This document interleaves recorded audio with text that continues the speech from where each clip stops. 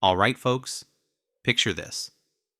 The government admits straight up that a law is unconstitutional. But here's the kicker. They turn around and say the court's ruling should only apply to a couple of named people. Not me, not you. Not the millions of other gun owners who are living under the exact same unconstitutional law. That's exactly the game the Department of Justice is playing right now in a major Second Amendment fight.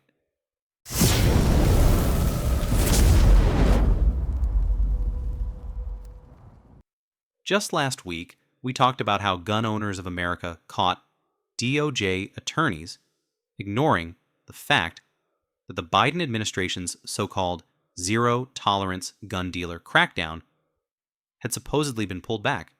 Turns out, it's still being enforced. GOA exposed it. And now, here comes another scheme. This time, the Firearms Policy Coalition has the DOJ cornered for trying to water down real Second Amendment victories in federal court. Now let's break this one down. The Firearms Policy Coalition, or FPC, is challenging the federal handgun transfer restriction. That's the rule that says you cannot buy a handgun outside the state where you live. The case is Elite Precision Customs versus ATF. Think about how absurd this is. If I drive 15 minutes north into Virginia, or 35 minutes south into North Carolina, and I find a handgun that isn't available in Tennessee, I can't legally buy it. But if it were a long gun, no problem. Shotgun, rifle, good to go. Why should a handgun be treated differently? It makes zero sense. And here's the constitutional test. This case is directly tied to the Bruen decision. New York State Rifle and Pistol Association versus Bruen. That's the Supreme Court standard that says modern gun laws have to line up with our nation's history and tradition of firearms regulation. Now here's where the DOJ's move gets real shady. In their own brief, they said this, quote, if the court grants an injunction, that injunction should extend no further than to bar enforcement of any laws the court deems unconstitutional against the named plaintiffs, specifically identified in the complaint. Because FPC has not identified any of its members other than the named plaintiffs, the government would have no way to know whom an injunction restricting enforcement of the challenged laws covers. End quote. Let me translate that into plain English. Even if the court says this handgun transfer ban violates the Second Amendment, DOJ wants the ruling to only protect 2 individuals and a single Texas gun shop. That's it. Meaning the rest of us, millions of lawful gun owners, would still be stuck under an unconstitutional law. That's not how the Constitution works. When a law gets struck down, it's invalid for everyone. You don't carve out a tiny exemption for a couple of lucky plaintiffs, while the government keeps hammering the rest of us with the same bad law. DOJ, here's a thought. Instead of playing these word games, how about you honor the oath and stop enforcing laws that are unconstitutional across the board? How about you actually do your job?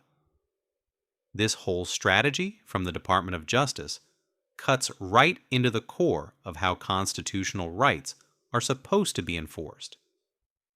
What they're pushing here is selective relief.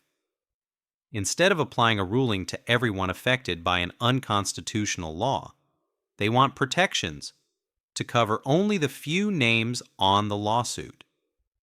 Think about that for a second. Millions of Americans are being hit with the same unconstitutional restriction.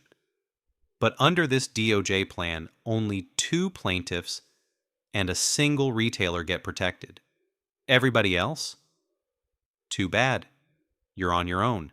That destroys legal precedent.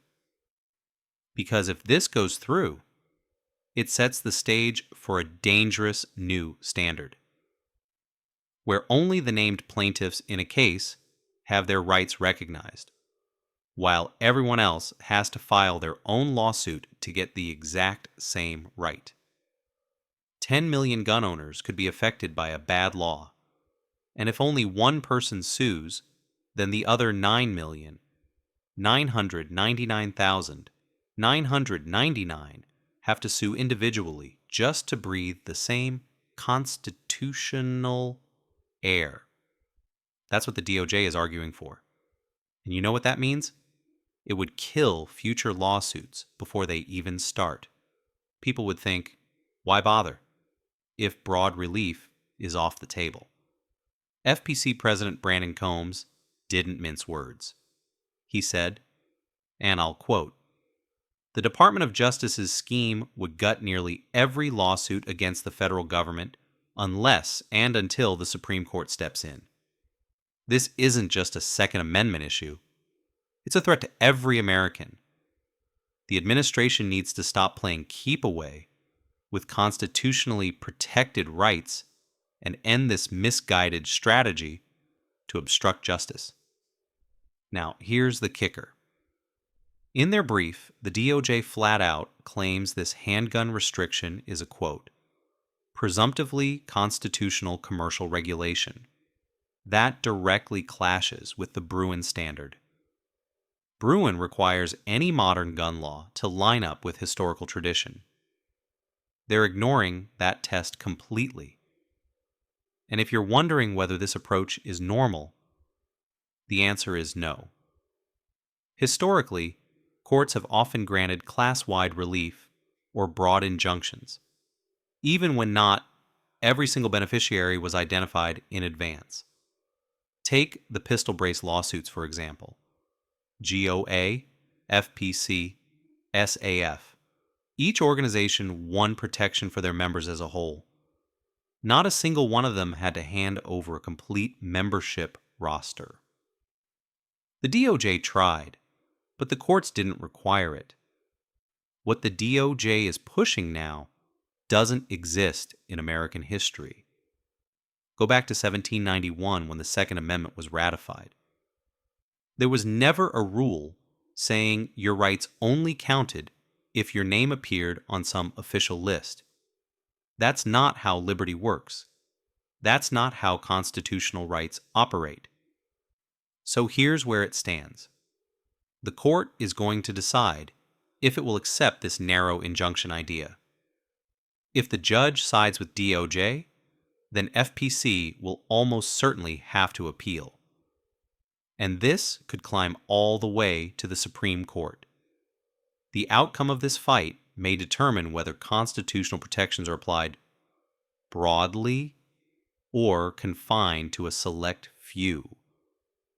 But I'll tell you what, my rights don't stop at some imaginary dotted line on a state map.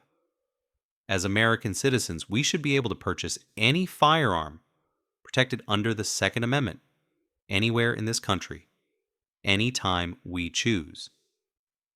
To wrap this up, the DOJ's tactic in Elite Precision Customs V-T-F is designed to lock constitutional relief to only the individuals listed in a case.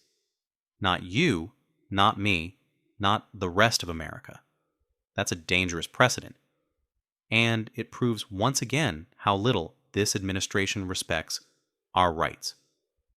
First, DOJ attorneys tell gun owners of America they're not changing a thing about their unconstitutional Biden-era gun policies. Now they're trying to wall off constitutional rights, keeping them away from the American people. What the hell is going on? Drop your thoughts in the comments. Do you think constitutional rights should protect all Americans or only the people named in a lawsuit? I'd love to hear your take. And as always, like, subscribe, and comment to stay in the fight. I'll catch you on the next one. Stay safe and stay armed.